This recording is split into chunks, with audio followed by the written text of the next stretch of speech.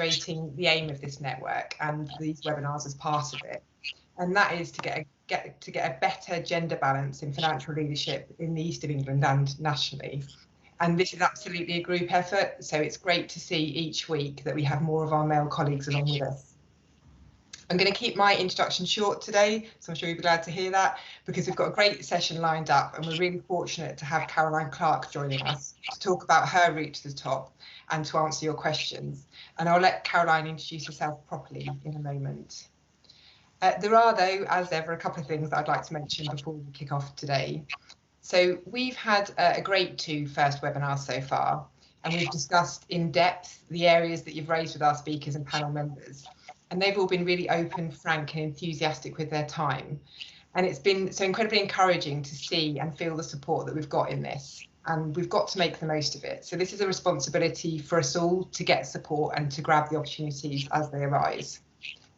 I think the thing that's encouraged me most since we last met is hearing how our network has actually intangibly supported our members to find mentors and coaches and to grab opportunities and be successful in taking that next career move. So in getting that step up. And the feedback that Nicola and I have received has been galvanising, and I actually think that's a quote from one of you.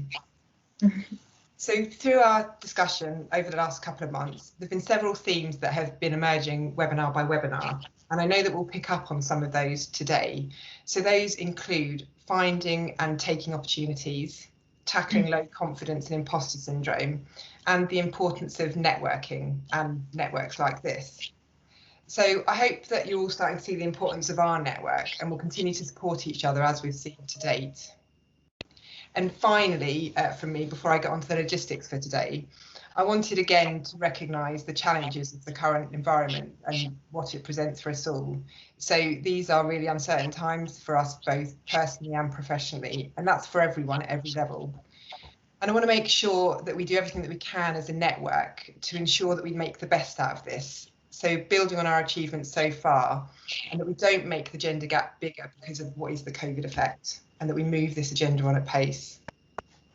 So finally, and then I really will stop talking, the logistics for today.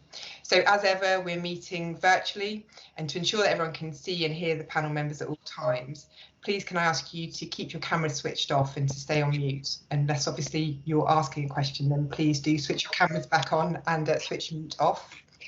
We have, in preparation for today, asked for some questions in advance, so thank you for those who have sent those in. Nicola and I will bring you in to ask your question as we go along this afternoon.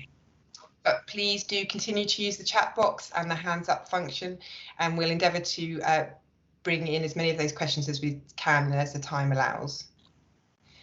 And as I will always say, and as is always the case on these webinars, this is your space and time. It's a safe, open and inclusive space. So please engage and enjoy.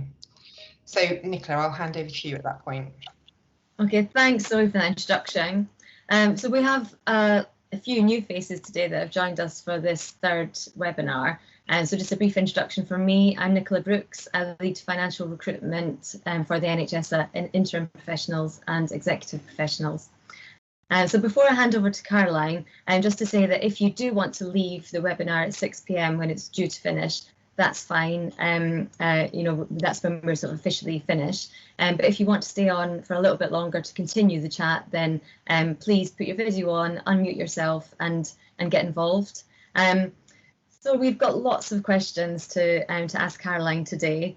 And many of you will already know her either as the Group CEO of Royal Free or as the President of the HFMA.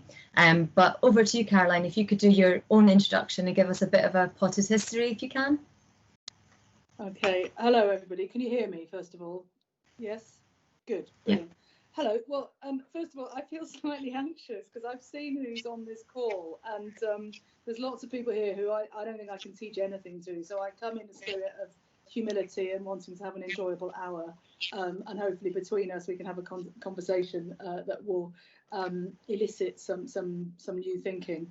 But thank you very much for inviting me, and thank you, Jeff, actually, because I've followed Jeff into quite a few jobs in my career, I think, and I think it's brilliant that you're doing this. And I was reflecting on the fact that most of my progress as a human being in UK society has been sponsored by blokes. So Tony Blair was the Prime Minister who put in place the law to enable civil partnerships. So I have a civil partnership with a woman. David Cameron was the person who put the equalities legislation in place to allow gay couples to adopt. So I did that. So actually, allyship for me is really fundamental. So I kind of say that quite seriously. I don't think we can do this on our own. And I'm probably not the first person to say that. So potted history, Nicola. So I'm currently the Chief Executive of the WiLfF Group. I came to Chief Executive done quite late in life. So I'm 52. So I think I was probably 50 when I took the job a couple of years ago. And I can honestly say it's the best job I've ever had. It's utterly terrifying and brilliant in equal measure, and we can talk more about that later. I am also the president of the HFMA, which I never ever dreamt in my life I would be. And I'm going to show you the thing that I was talking to Nicola about before. So the HFMA is 70 this year, right? So happy birthday, HFMA. And in different times, we would be making much more of a fuss and celebrating that, because actually it's a great organisation, and as a finance professional, it's our lobby group. So the HFMA in its 70 years has had 5 women chairs or presidents. They're called presidents now, so they've kind of neutralised the term. And they've got chain. You get a chain, right? So this is my travel chain. I don't know if you can see that. You get a travel chain. They wouldn't let me have the main chain. The main chain is this very heavy, like, mayoral thing. And when they started having women as presidents, they realised that they had to kind of adjust it for cleavage. So we've now, there's an adjustable main mayoral chain that the HFMA president gets, and you can take links out or put links in according to kind of size of chest. Anyway, this is a travel one, which, if you can hear it, is a bit tinny. That's all they trust me with, which is probably wise, because the other day I couldn't find it and I thought I'd lost it. Anyway, so I'm really honoured to be the president of the HFMA, and I think it's a brilliant organisation. It's done loads for me in terms of networking.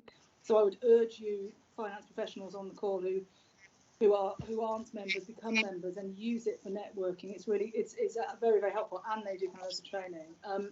So I'm just so surprised. My dad was a vicar. I was born in a place called Caerphilly in Wales, in the Rumney Valley, and I never ever thought that I'd end up doing either wearing a chain or being chief executive of a group of hospitals.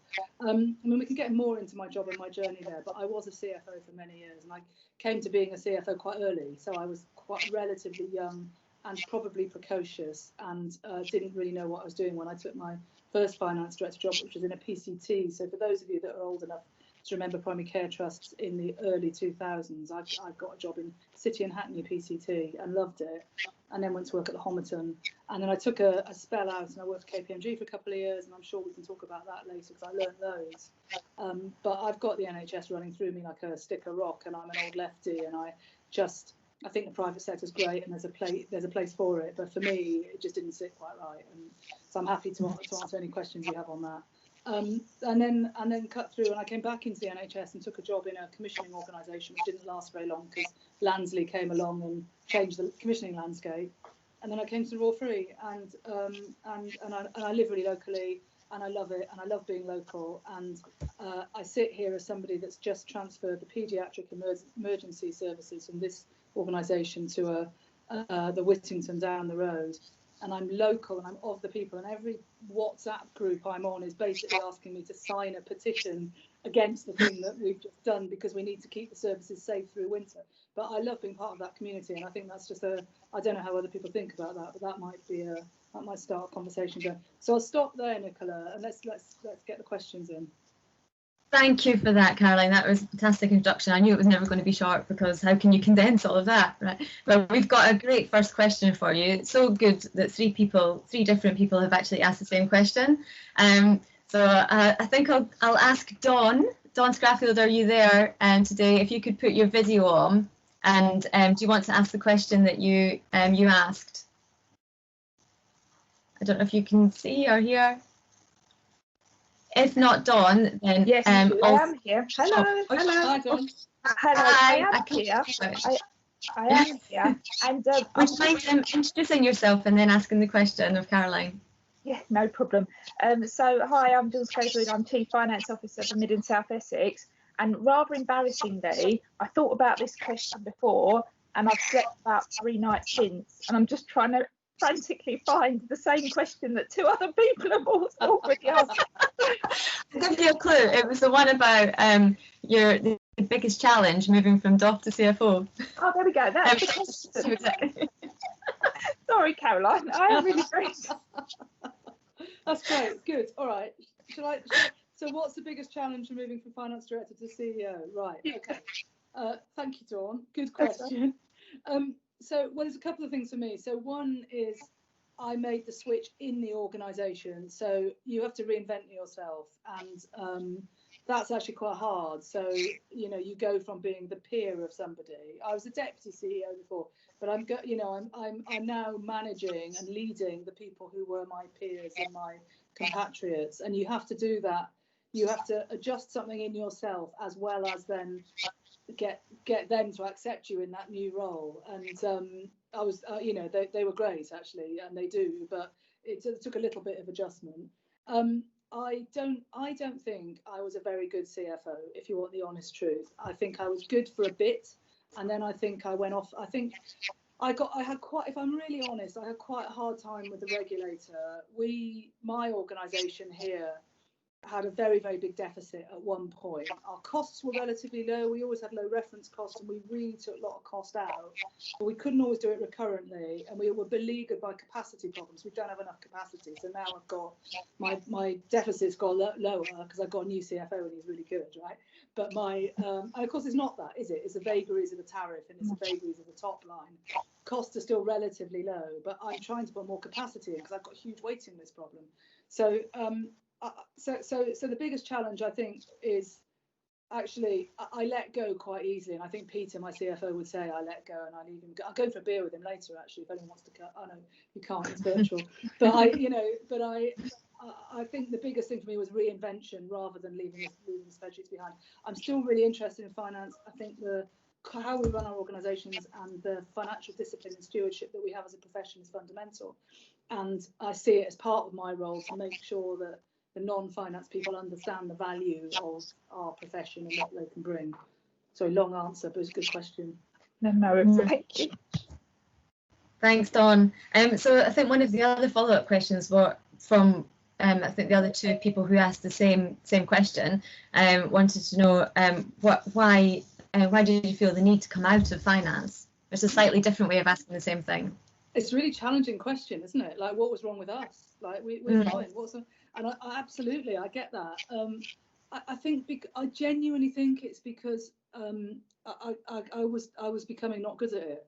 I don't think I bounced out of bed in the same way, and I think I saw people who were better. And you know that thing they always say in leadership is surround yourself with people who are better than you. And it's really, really true. And then you shine in their glory, right? It reflects back. So what you've got to do is get a team around you who are just shitloads better than you. Sorry, I was going to do this without swearing. I'm so sorry. I can't. But you know, it's really, really important, isn't it? That you can't be the hero. And particularly at the moment, you have to build teams who are strong enough to stand up on their own and who can be brilliant on their own. And so I think I saw that. But it took me a long time. I loved it. I loved being a finance director. I loved the insights I got into the organisation. I loved how it allowed me to look across the system, and I loved how it taught me so much around how to view the future as well as how to view the past. And I think I'll always have that. But now I'm really enjoying the wider challenge, and I thought I'd hate the politics. I thought I'd hate them, but actually I don't mind. I've realised now.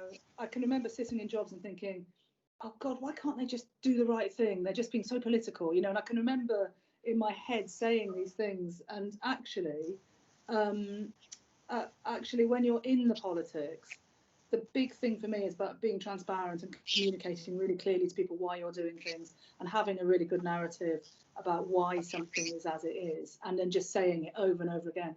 And actually I quite enjoy that. So, you know. One of someone's asked a really good question actually that leads on from that. Emma Lunny, thank you Emma for that. How do you find confidence for making clinical decisions given that you have a finance but not a clinical background?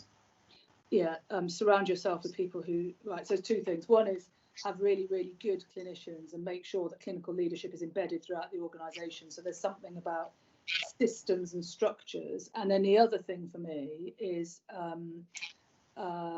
do I really understand the governance? Do I really understand that, you know, is the member of staff on the ward really getting their voice heard up the line? Have I got good systems and processes in place? So quality governance, if you like, but in its real sense.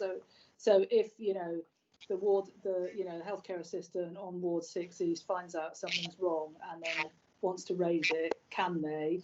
And equally, can the matron in that division tell me everything about what's going on? So, and of course, our professional background in terms of wanting data is really important. It's not just about data, it's about relationships and culture and freedom to speak, but all the mix of those things I think is really important. And then having, you know, a blindingly excellent chief medical officer and chief nursing officer, and each of the sites in my group are run by clinicians. So there's something for me around, you know, they're not all doctors and nurses, but they all have clinical backgrounds, and that's important because you then get a definite shift in emphasis in the things they want to talk about. Okay. Thanks, Caroline. Emma, you've asked another question. Do you want to put your video on and ask it yourself? I feel a bit mean asking it on your behalf when you've participated. Yeah, thank you. I was really intrigued when you said that you became a DOF quite early. So how long in total were you a DOF for? And at what point did you sort of lose the interest or start to think that you wanted to move on to something else? Yeah, so I was a DOF in, oh God, I think I was late 20s. And I'm now 50, and so I switched at 50. So it's quite, or maybe 49 I switched at. So I think that's quite a long time, isn't it? And I could keep doing it. For me, the other thing I should have said actually is it's all about the people, isn't it? So I was in a group of people that I really liked working with. You know, I have spoken to colleagues that plot their careers, and I've never done any of that. So I can't, you know, I know you want a conversation about route to the top, but I didn't do any of this deliberately. I was tempted by groups of people that I thought would do interesting things. So I went to John KPMG because they just seemed dead interesting, and I had to fight my kind of left-wing politics to go there, and I got quite a lot of stick from some of my mates about going there, and quite a lot of chin stroking when I came back.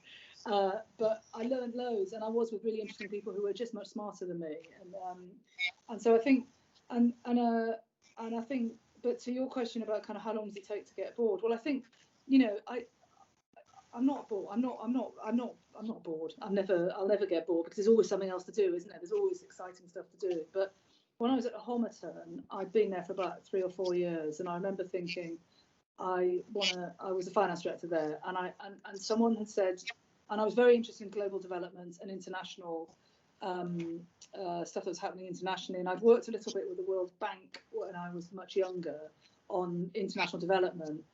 And I remember at the Homerton saying to Nancy, my boss, how would you feel if I kind of went off and did a stint in the field for 6 months, working abroad, supporting, it was the Global Fund, the thing that Bill Gates put together on TB, malaria and HIV, and the World Bank on developing health services in places that weren't very developed. And she didn't really want me to go off for 6 months, so I was kind of given a series of small secondments out. And it kind of satisfied my slight kind of just want, you know, kept me there for longer because she gave me something. And I went to Moldova, to Albania, to Kosovo, and worked with all sorts of people on building up health services in those countries. It was really interesting. But so I suppose there's something about you do need to kind of have interesting jobs, don't you? And flex and be allowed to kind of spread your wings. And as an employer now, actually, if someone comes to me and says, I want to do something else, you know, I'll always entertain that possibility because if they're really good and I want to keep them for as long as I can and I want to keep them happy. In the same way that if someone said I want to work flexible because I've got a kid or I've got caring responsibility, I'd have exactly the same conversation. Okay. Dawn, I'm going to put your camera back on, or I don't know if you can do that. I know you've got a follow-up question, which you've remembered this time. There you are.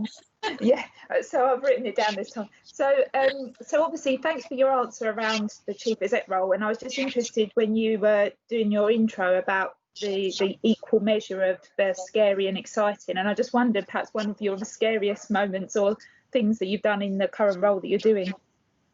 Oh God, right, okay. Actually, one of my scariest moments has just been doing a video conference on Bright Talk, which is the HFMA platform. It's harrowing. I hate it. So, but I could probably do you better scary. So, well, actually, recently when we've been, so in the last 6 months, it's been. I'm not particularly operational, but I have become very operational. And I love working in hospitals, although I'm the group CEO. So actually, I don't do so much. I'm a bit further away and I've missed it. During COVID, of course, we all got very operational. And the scariest moment actually was when we thought we'd run out of oxygen on our main site. And we were having to have conversations with the clinical teams about, are you really giving out oxygen at the maximum of the range? Shouldn't you be going to the middle of the range? And we're getting really detailed about how much oxygen we dished out in order to preserve our tanks, because the British Oxygen Company couldn't come to us often enough to fill up our tank, which really wasn't big enough for the capacity we're using. Now we've doubled the oxygen capacity, we put in a whole new tank, and it's beautiful, and we had an opening ceremony for it because we're so pleased with it. That was genuinely scary, and there was some. I don't think I ever thought we were going to run out of PPE, although I felt a bit like we weren't always cited on what there were some horrible moments during the COVID pandemic, and lots of people on this call will have heard them. But the oxygen one for me was probably the best one. And then actually the leaving my office recently. So we have just moved our paediatric services over to the Whittington for winter. It's a temporary thing, but leaving my office and getting hounded by local residents isn't scary. It all goes to territory. It's like, oh, not again. You know, it's kind of that stuff. So there's a bit of that. But actually, my dad was a vicar, right? So I don't mind the difficult conversation. I don't mind the chat with the sort of the random person that's coming to harass me. But it's not to everybody's taste, I don't think. And it's different from being a CFO, where whilst I'm an extrovert CFO, actually I was a bit more anonymous in this job with this hair. Like everybody, you know, they all come to you. It's kind of no hiding. Yeah. Cool. Thanks, Caroline. I have a question for you, and it's one of the things that's come up in previous webinars when we've been addressing why do we think there's fewer women in CFO positions, and is it because the demands of the job in terms of time when you may be in a position where you're the main caregiver at home, for example,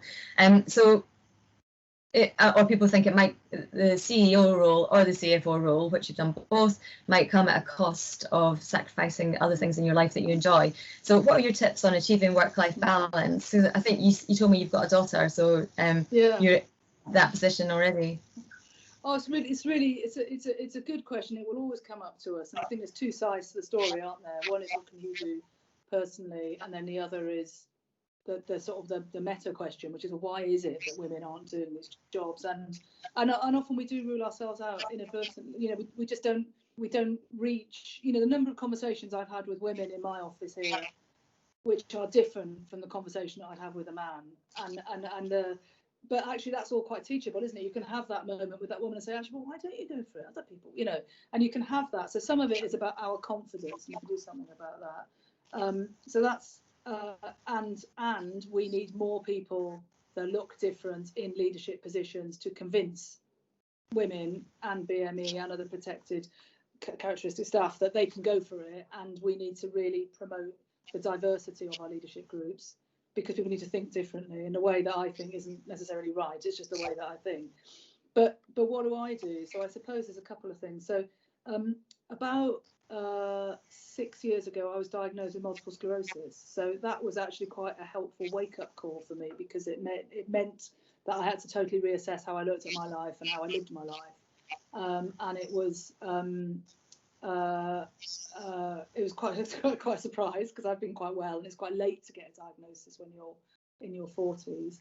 And so what it's meant is that I do live my life quite differently. So I am quite careful about stress. I'm not a particularly stressy person, but I meditate. I have a mindfulness practice. I exercise, probably not regularly enough, but a lot more than I used to. I eat very well. I take vitamin. Anyway, you don't need to know the rest of it. But there's something for me about that. Was quite a good middle-aged wake-up call.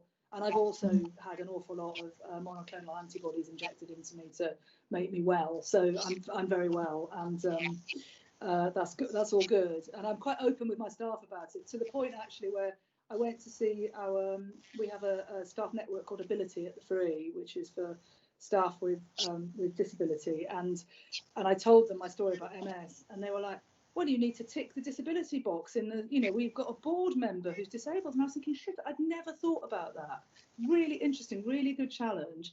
And I was thinking, you know, I'm sort of left with this conundrum now because I want to support them, but it's quite an interesting thing. So most, you know, like, is it about a third of the population over 50 are living with some kind of long-term condition? So I don't think I've got a monopoly on this. I think lots of people will have gone through this thing, and the number of middle-aged people like me I see going out for a run or a cycle and stuff. So it's definitely something that we all do. I wish that I had done that in my 30s and 40s, and I didn't. So that would be my big message to my younger self. And I think that having a child is a fantastic antidote for all this, right? Because you get in and a child runs at you, and you can't be on your iPhone or take a call. You've just got to be with that child. And that and MS actually have totally changed the way that I run my life. And of course, if you're the boss, it's much easier to set the rules, isn't it? And you can be quite disciplined, and you have a duty to do that a bit for your staff. I do send emails late at night. I do work too long hours. My partner, if she was here, would say, I can't wait for you to stop, because actually we want to see a bit more of you. So I don't think I've got it right. And in fact, we have a debate in our house. So my daughter really wants a dog, and in fact, I really want a dog. I want a golden doodle more than anything else in the world, right? Well, apart from, you know, there's a few other things like a cure for COVID probably comes before that. But I really want a dog, and I'm not allowed a dog until I've stopped working. So well, that's the vibe in my house at the moment. So and the child in the middle of it. Dog anytime soon. I bet there's loads of people here living outside London with dogs, having a really nice quality of life. I'm slightly jealous. So anyway, there's been a lot of lockdown pets, I think. You know, in the scene. It's really interesting that a lot of the challenges, the extra challenges that you've had, I don't mean to call your daughter a challenge, that's an exciting thing, but the MS, for example, they've happened when you've been more in your shift towards being a CEO, which in everyone's mind is a more mentally and physically challenging role than a CFO, if you see what I mean. But you still managed to incorporate that and get a position of balance as well. So I think the stuff that I've read about leadership is that people who do better in these roles are quite high trust. So that's the first thing. So as long as I've got good people around me, I can trust them. And good relationships where people are, you know, we're loyal to each other. And the thing for me is most of my job is enabling. So there's some vision setting and strategizing, but actually there are other people who are cleverer than me that can do some of that strategizing. And so part of my job is to enable them. And it's also to be able to not get hung up on the small, well, sometimes the small stuff's super important, we get hung up on it, but you know, to know where to take a balance and not to get anxious about everything. And that's something I think you do learn it as you get older. I think I'm just a more balanced individual than I was, say, 10 years ago. You know, and what's the you know, I know what the worst is that can happen. We could be in the middle of a sodding pandemic. Oh yes, here we are. You know, so yeah. Okay. Jane Palings asked a really good question on the chat. Jane, do you want to ask that yourself? I can't read the chat, so please do. Yeah. Hi, Caroline.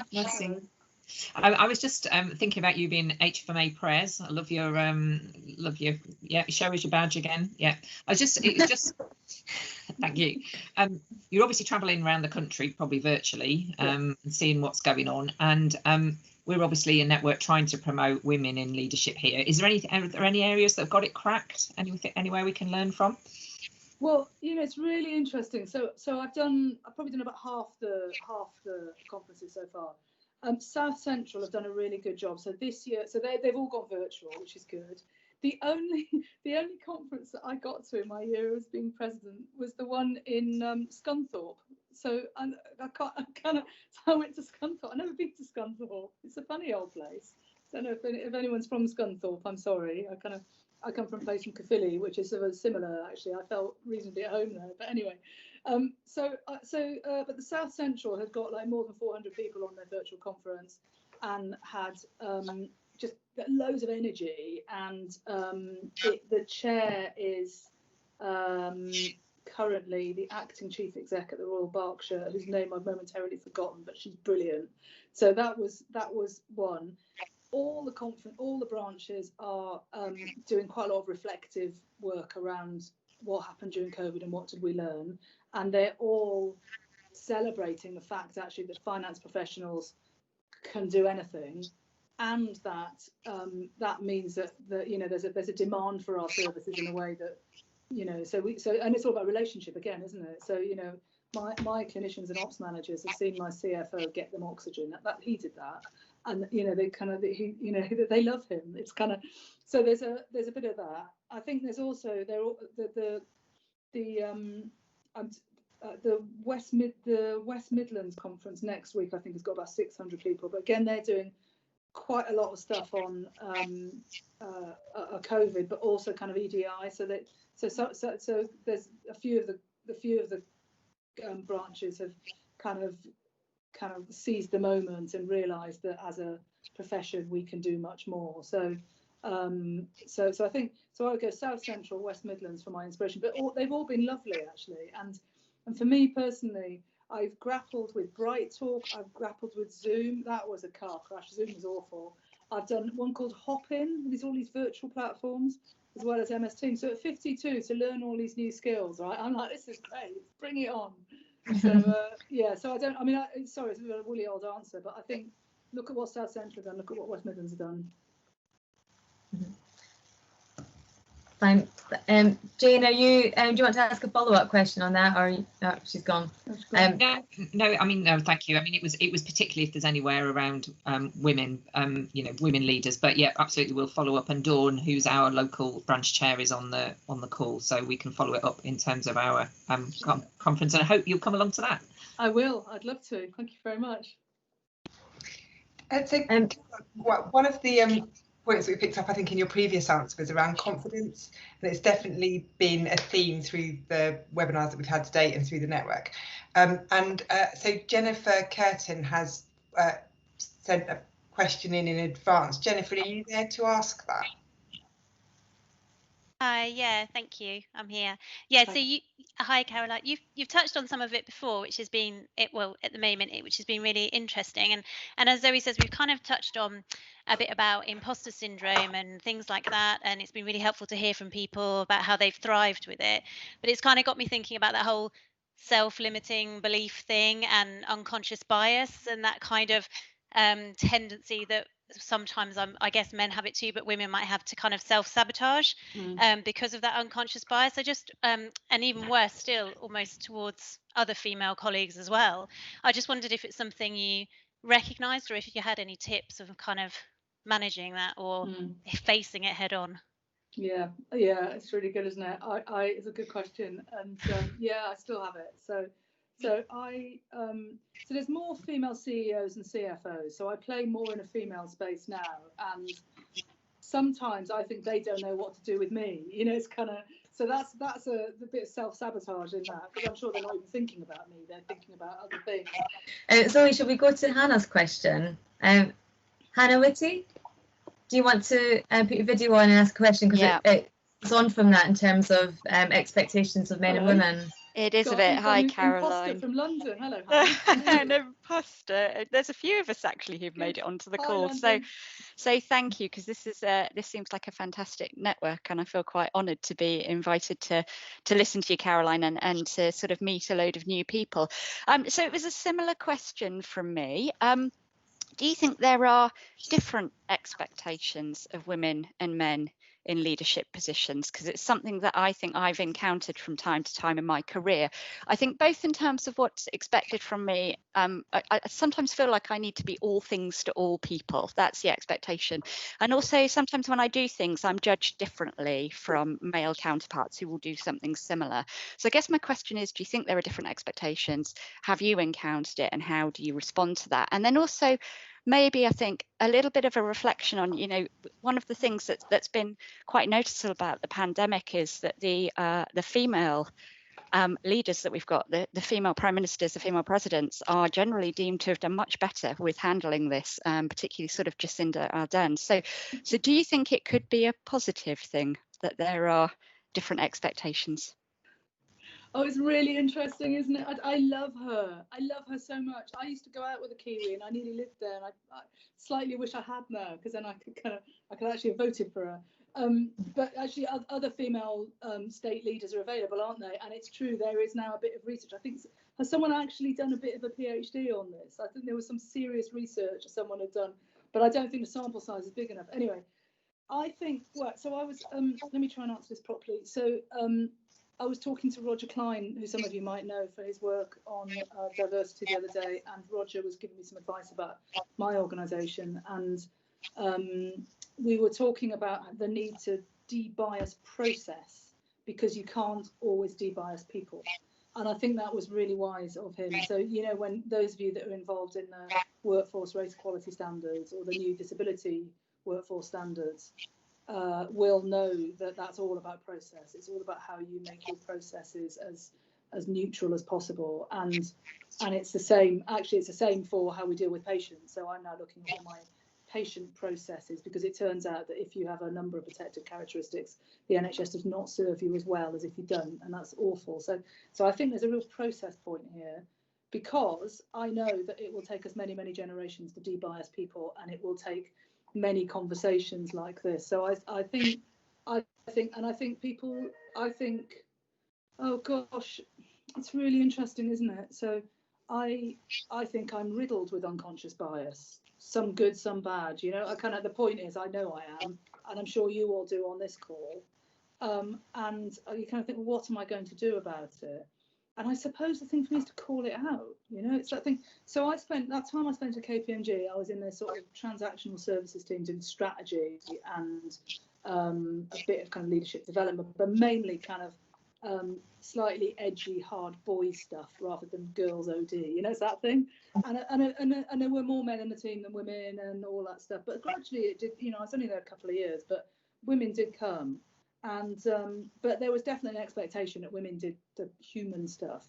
Now, I don't think in the NHS it's quite like that. I think, you know, there's definitely a bias towards it, because more nurses, more chief execs are nurses, so you do get a bit of that. But I don't know how to answer the question, because yes, people are biased. They are, and they do see us differently, and but they're biased in so many different ways. And so I suppose it's like, what is your identity? It's not just being a woman, is it? It's something about, you know. And I think about, someone asked me what my identity was the other day, and I was like, God, I don't know. I can remember when I was at Homerton, and this man came to try and sell me something. And he obviously had a memory like mine, which wasn't very good. And he had a bit of paper, and he left it in the office by mistake. And he'd drawn a little picture of like a hedgehog, basically, which was supposed to be me. And he'd written bit punky, question gay, spiky or something. I don't know. He just written to remind himself who I was, kind of thing. And I was thinking, oh, there's my identity. Bit spiky, bit gay. So I don't know. Sorry, I could talk about this for hours, Hannah. And I don't actually know that I'll ever give you an answer that's that insightful, because I think my experience is probably very like yours. But I think call it out and be transparent, and you know, and don't assume. I mean, that's the other thing. So we come with loads of assumptions that are our assumptions layered onto other people, and often they're just not right. I get caught out all the time by making assumptions. So there's a very good course called Clear Leadership down in Rothie Park that all my execs have done, and it's brilliant. So, and it encourages organisations to differentiate between what's an observable fact, what's a thought, what's an emotion, and what do you want to happen. And when you start kind of demushing stuff and realising what's real and what's just an aspiration or an emotion, conversations become much clearer, and you de-bias stuff in the conversation. So if you want to know more about that, I can send you the details. So anyway, that'd be great. Thank you. I'm lapsing into OD territory. Can I just ask, following on from that, Caroline, if you felt that you were treated differently because you're a woman leader rather than a man, if you felt you had to overcompensate as a result? I don't know. I actually think I've got I've got an amazing board, an amazing chairman, and a really good set of people that I work with. So I think the biggest thing I've had to compensate for actually was getting diagnosed with MS, and people thinking that I was going to go off sick or get poorly or start limping or you know, and or be tired chronically and all this stuff. And so actually I feel like I've done more around that than I have about my gender. But that might be because my chair, who's about to not be my chair, is brilliant. And when he started, the Royal Free Board was, I think, 65-70% male, and now it's completely switched the other way. In fact, I'm not sure there were any female non-execs, and now there are predominantly female non-execs. So I think, you know, he's really, and there's a guy called David Sloman, who's the regional director in London, who's was on the same journey, and they just did it. So I actually, and I don't think my experience is typical. I think it's a bit atypical. And David went out of his way to kind of draw different people in. So I don't know. Actually, I might have had a very, very lucky time. Mm-hmm. Well, I'm going to put this question, bring this question in. Cynthia, do you want to ask your question? I think you've said on the chat it might be a controversial question, but I'm well up for asking controversial question, and I'm sure Caroline is up for answering one. Oh, friend, hello. Yeah, so this might be a controversial one. In your opinion, what do you think is the bigger barrier, sex or race? Right now, race. Right now, race, for sure. We talk a lot about the interdependence of all those protected characteristics and intersectionality. In fact, in the last conference we held in this organisation was on February the 17th, and it was on intersectionality, and it was the LGBT network hosted it, but it was basically about so if you don't know the phrase, you probably know all this already, Cynthia, but for those that don't know about intersectionality, it's a 1980s feminist term coined by American black feminist academics about what it's like. It's different to be black and a woman, or to be white and a woman, isn't it? And it's different to be gay or straight or disabled, or and you learn so much about understanding about the experiences of people who are at those intersections, and there's been loads of academic work on it now. So we had a conference on it, and it was brilliant because it was right in the middle of all the debates about trans rights. And the Royal Free is next to the Tavistock and Portman geographically, and so the Tavistock and Portman would be right in the middle of all this stuff around gender reassignment. And there was a fight. There was a proper fight in this conference between some people we were doing some teaching on language and trans rights, and some people in the audience didn't like that. And it was a proper fight, and I went and I broke it up, and I was really proud of myself. So I stood in the middle, and I remember my previous boss's words, which were, "If there's ever a riot, go and stand in the middle of it." And I wasn't sure if he meant it literally, but I was kind of, so anyway. But it's really contentious, isn't it? And I suppose the thing for me is, I wouldn't want to put it competitively, but right now, the inequalities I see presenting themselves to me every day, particularly for my patients and my staff, it's really there's such a big gap on race that we have to do something about that. So I think, you know, in a way, that's an easy answer. That said, we still have to do more on gender as well. But I think if we come at it through this position of intersectionality, it's much more interesting and probably leads you to a more nuanced answer. So thank you very much. Does that help? Good. Yeah, thank you. What's your background? Oh, I'm on the beach. That's really lovely. I'm jealous, man. Nice to see you. Moji Kasanya, would you be able to put your video on and ask your question? Are you there? Or if you want, I can ask it for you. Oh, you are? Okay. The floor is yours. Just need to try and remember my question now, but no, really joking. So basically, what I find, I can only go by my experience. When I joined the NHS, I didn't necessarily have any clear career pathway. I just joined the NHS, you know, from a perspective of NHS is going to be flexible. However, as I've continued in my journey with the NHS, my question really is regarding, is it possible that there is a lack of visibility about career pathways for women? Because most of them have joined because it was flexible from childcare perspective. And is there anything we can do about actually making it more visible about what career pathways women in particular can actually go down? Yeah, it's a really interesting question, isn't it? So people in my sorts of jobs spend a lot of time thinking about talent management and how you bring people through and how you give them that clarity. And in some professions, we're better than others. So actually, are you an accountant? You're in Yes. finance, yeah, okay. Yes. So if you're a doctor, you would have a pretty clear idea of what you were going to do for the next 10 years, because you kind of, you know, it's all exam based and compliance based, and you have to get certain experiences. If you're a trainee accountant, you'd have quite a good path to getting qualified. And you're quite right, post qualification, we don't give people that clarity of where they need to go. But it's weird, isn't it? Because it's in front of our noses. The doctors and the nurses all have that. The nurses can get stuck, but actually they're very hierarchical. So it's quite easy to kind of climb up and be a nurse. So I think there is something about how we learn from those professions who are kind of next to us, and we're there to serve them. And how I don't see why we can't do that. I don't know why we don't. I don't know why we don't. It seems stupid, doesn't it? It's a really good question. So I'm seeing Peter later. I'm going to ask him why we can't do it in finance. I think in the NHS bureaucracy, because of course we are the NHS and we are political, and the politicians, every time we get a new administration, it's really hard for them to resist unpicking and fiddling.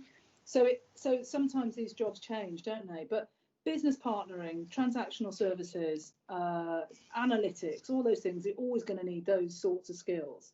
And so it should be possible to define a couple of career paths. Hey, Nicola, isn't this the sort of stuff your organisation does?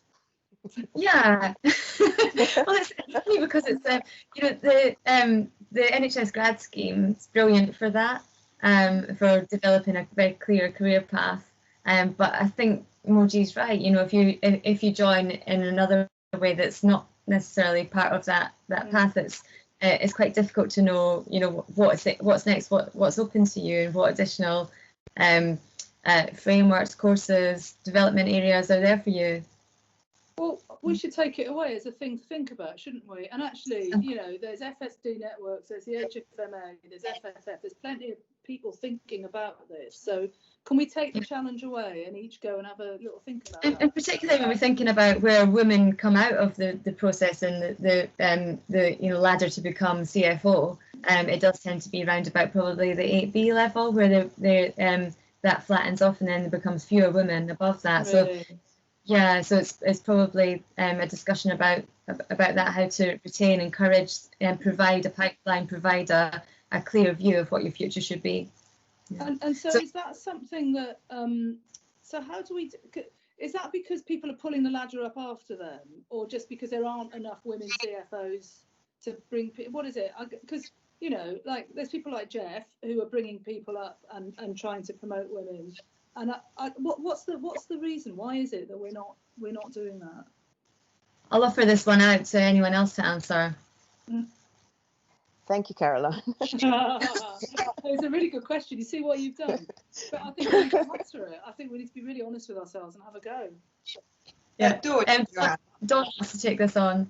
You've got a hand up. Yeah, thanks. I mean, interestingly, I've been asked to be involved with a number of panels for CFO roles, and actually when you look at the people that apply, there actually aren't that many females applying, and those people that do apply, it becomes then a balance between females that haven't perhaps been CFOs in the past, and therefore the balance of risk on the board and the view about whether or not they want to go with someone that's experienced or someone that they would consider taking a risk, which I think is tricky. And obviously we've had the conversations in this forum before about that.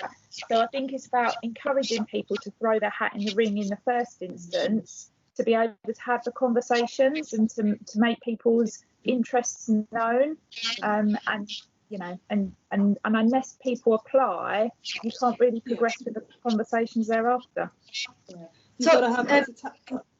If we can flip that, what you've just said, Dawn, round, and Jeff, do you want to ask your question now? Because I think it's actually quite relevant to that one. Hi, Caroline. Hi. How do we persuade chief execs like yourself to take a risk on a newbie finance director? Because if we can't persuade yourselves to take those risks, we're going to recycle what we've got, and principally what we've got is white middle class men. Yeah, great question. And also, Jeff, you look exactly the same, and I haven't seen you for a couple of years. and you haven't changed. It's quite weird. You look great. Sorry, I was expecting you to look a bit older. It's these cameras. It's all right. It's very good. You've got the beautifying thing on. So I think it's a really good question. It's a good challenge. And I think a couple of things. So the first thing is to the thing Dawn was saying, the pre-interview thing about when I talk to our BAME network, they all talk about this tap on the shoulder thing. You know, that some people are perceived to get a tap on the shoulder to apply for stuff and others aren't. So there's something about, and do men get taps on the shoulder more than women? So there's something about the pipeline, and Jeff, you and I have worked on stuff like that before, where we try and get a bigger pipeline of people. Then there's so you need to get people into that process, and then this thing about, you do need to take a risk, otherwise, as you said, Jeff, you'll end up with just more of the same and nothing will change. So the best appointments I've made recently are on people who are new to being directors. I've put them into positions with a big development program around them and made a promise to them, because of course I can't afford for them to fail. They've got to succeed. Yeah, so I've got my new chief nurse has not been on a big board before. My new chief transformation officer has not been on a big board before, and so there's something for me about how I wrap a load of support around them and ensure that their entrance to the organisation is good, that they have the right opportunities, and that they feel very, very supported. And that we have loads and loads of conversations about it. And I think that's the way to do it. And I think as a little bit of leadership by example, so you need to see people like me doing this, and actually, if we work with our regional offices, Jeff, then I think there's something quite powerful there. So I think it's really it's a really good challenge, and I think you know, the view is worth the climb, as they always say, isn't it? It's kind of like it's worth putting that effort in order to get a totally different set of people around the board table. How would we persuade you? Sorry, because in a sense, there's one thing having females or a lot of diversity at an interview panel. It's persuading chief executives to take that chance, and you know, what would swing it for you? I think the promise of different set of thinking around the table. So the promise of a different way of looking at the world, promise of a different skill set, and I think it goes, if you end up in a recruitment interview with me, the odds are that you're technically proficient. So I won't need to test that particularly. What I need to test is team fit, attitude, and opportunities to progress. You know, kind of what's the word for it? Potential. So you know, that's what I'm interested in. And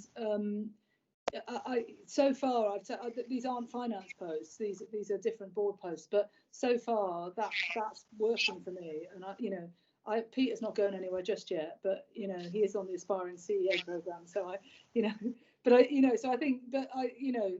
I'll take the challenge. Thank you. We're getting quite close to our time limit. Actually, we've gone over it.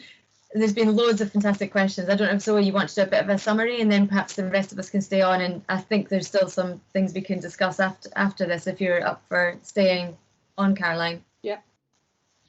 Yeah, sure. So it feels like quite a challenge to summarise the discussion that we've had. So I will do my best and keep it as concise as I can. So the last hour has gone really quickly with some really great discussion. I think in terms of the themes, we started off with talking about the importance of allyship.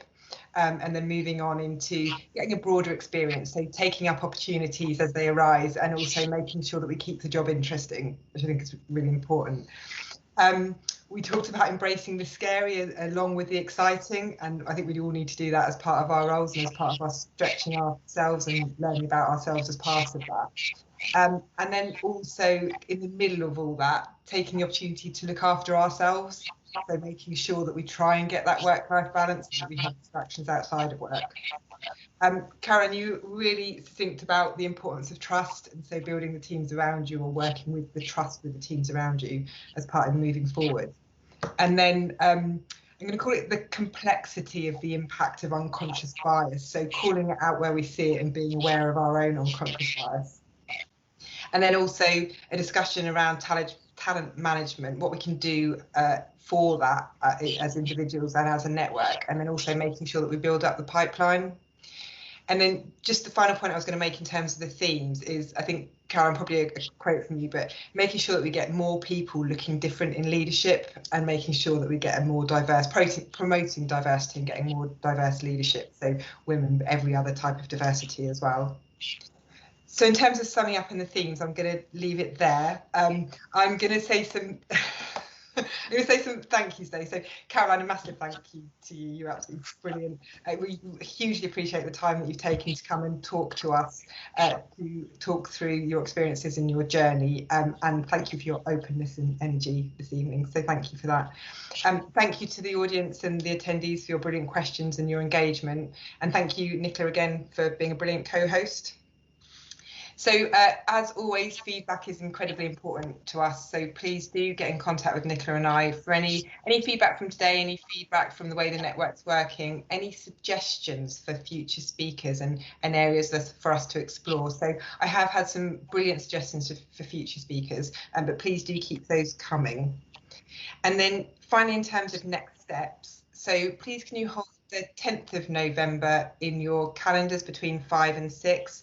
So we've got Kate Jarman, the Director of Corporate Affairs at Milton Keynes, coming to talk to us about flexible working and work-life balance. So we've touched on it today, and I think it's something that we need to explore much further, especially in the way that we're currently working and the pressures that we're seeing, and the importance of getting work-life balance.